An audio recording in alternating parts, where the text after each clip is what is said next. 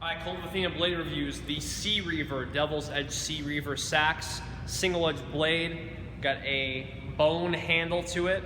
We're taking some specs on it, up close looks, and we're also going to cut some tatami with it. We actually haven't cut tatami with a whole lot of actual long knives as well, so this will be a lot of fun. Let's get to it. Alright, overall length is 17 1/4 inches.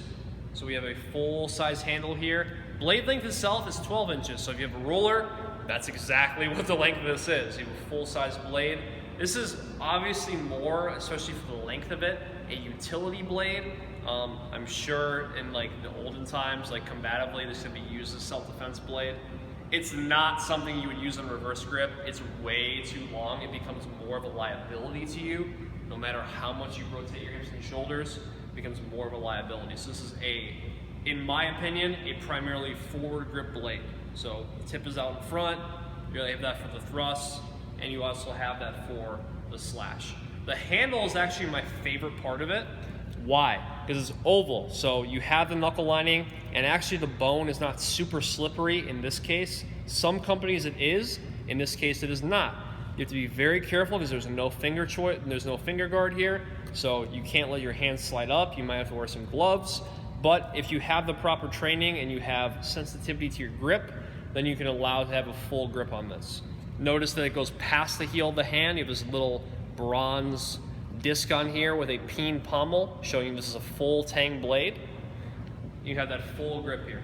So I don't have giant hands, but even if you have bigger hands than mine, it's still going to be able to wrap around the blade and allow you for a full solid grip. Next, noticing the fuller on here, you'll notice the fuller going all the way up the blade. No back edge to this one, just a thick spine, very sturdy blade of high carbon steel. Fullers on the other side to reduce excess weight. That way it feels very solid in the hand without being bulky. Like I said before, not something you use in reverse grip. It's not the proper length for it. It is primarily, almost exclusively, in my opinion, a forward grip blade. That's really for your own safety also as well. It's just more of a utility blade for hacking. It doesn't matter how you hold it, forward in the hammer grip or more of a saber grip. It also comes with a leather scabbard, double stitched on the outside here, sandwiching two pieces of leather together. This is here, that way it doesn't cut through the scabbard. Double belt loop, more of a horizontal carry. Notice there's obviously no retention because it is a leather sheath. So it slides right into there. Really little to no retention. You can wear this obviously on your back. So if you have this sliding down, you'll be able to carry that and draw it out. And now you have the blade out. Pretty solid as far as the scabbard goes, a very thick blade. Do not speed draw this and try to like ninja draw this, because you never know with leather scabbards, no matter how great a quality they are, if they're gonna cut or not. Just be very mindful of that. What I like to do, instead of drawing it like a sword, I like to bring my hand on the outside of it away from the cutting edge. This is a single edge blade. I like to draw that out here. That way I know that my hands are protected and no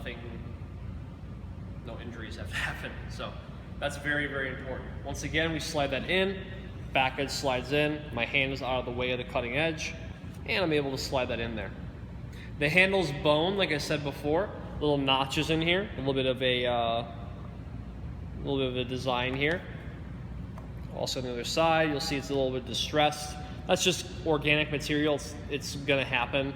If you have horn-handled blades, it's a very common effect here, especially with the difference in climate change. These being made overseas, this little notch in here was not considered a blemish per se, because it's more of cosmetic.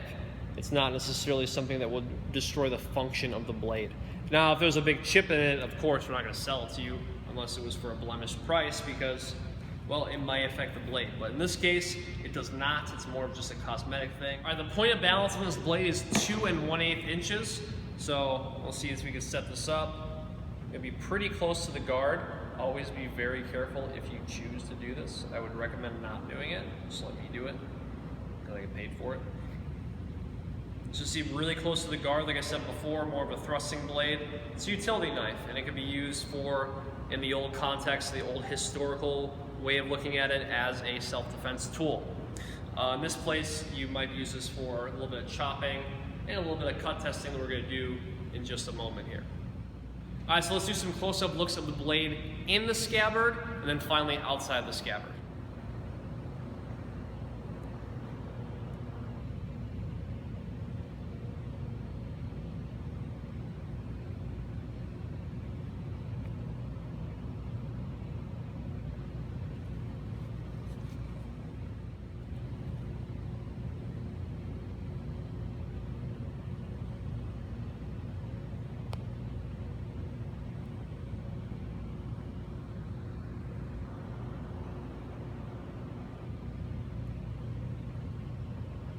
All right, so from here we're gonna do some cut testing with this blade, see how it does on the tatami mats. Whoa. I didn't go all the way through, but that's a deep cut right there. Dude, this is a knife. This isn't even a sword and it went through like that. All right, this thing is really impressive as far as the length of it. It's like 4 or 5 inches, 5 or 6 inches shorter than a sword is. And it cut all the way through just like a sword. I mean, dude, look at this thing. It's freaking gone. All the way through. It's out. Get it all the way to the ground. Down here on the ground.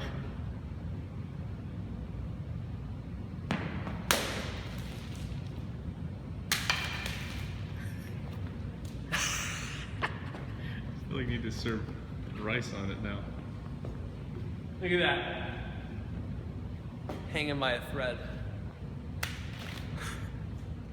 All right, so there you have it, the Devil's Edge Sea Reaver. We saw some up-close looks at this blade outside the scabbard, also in the leather scabbard with the belt loops that you see here. If you enjoy this blade, go ahead and click the link below. Let me know what you like about it. Let me know what you'd rather prefer to see on the channel. So we're taking requests again. A little bit of a hiatus, but we're back full force on the YouTube channel. Also catch us on Facebook at Kult of Athena, and also Kult of Athena on Instagram as well. Subscribe to the channel, like this video, let me know what you like about this blade, what you want to see, and I will talk to you soon.